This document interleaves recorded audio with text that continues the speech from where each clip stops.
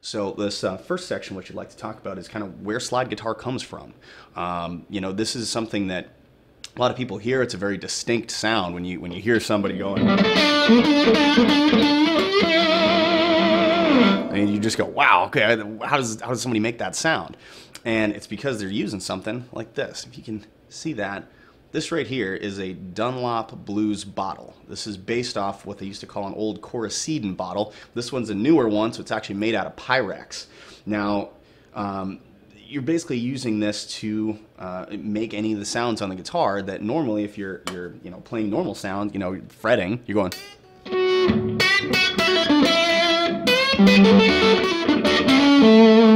Whereas on a slide, you're actually going.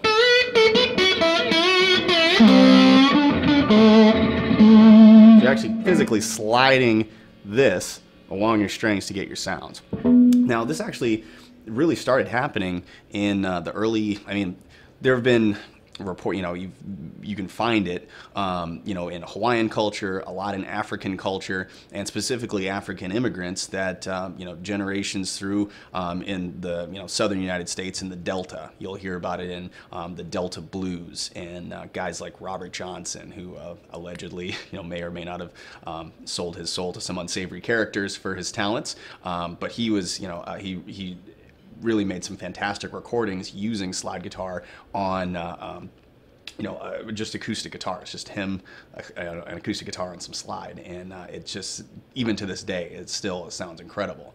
You'll also hear it in guys like Son House, another similar kind of character, and the songs that those guys wrote have really become part of the vocabulary for slide guitar in the rest of the 20th century, and it really influenced so many other musicians after the fact.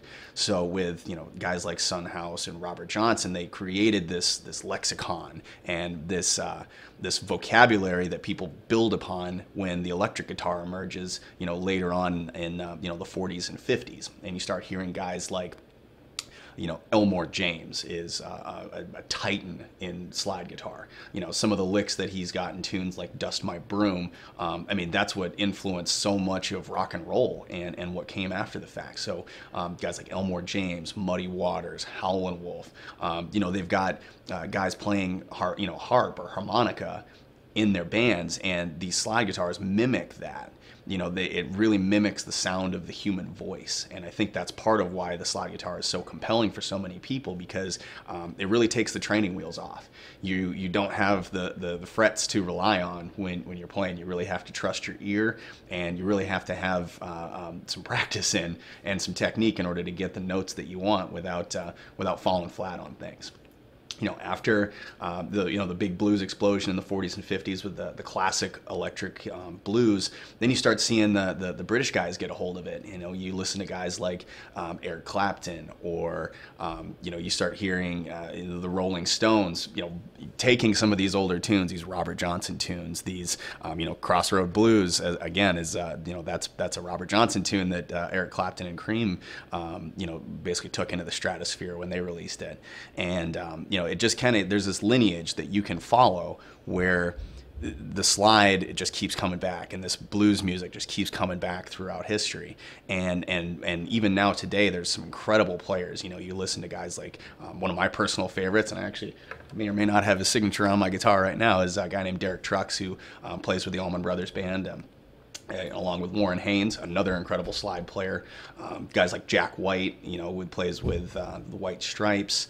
Dan Auerbach with the Black Keys, another great slide player. Sonny Landreth, another Louisiana guy with really unique technique that you really don't see anywhere else. There's all these different styles that you can really dig into, and what I want to do is really give you guys a foundation to build upon, and understand why slide guitar is a little bit different, what considerations you want to have, how to get the tone you want, and ultimately, be able to use this in a real world application, so you can actually go and jam with your buddies and play some blues, or sit in with a band at an open mic night, or even just play at home and play along with your favorite records. That's really what we want you to be able to do.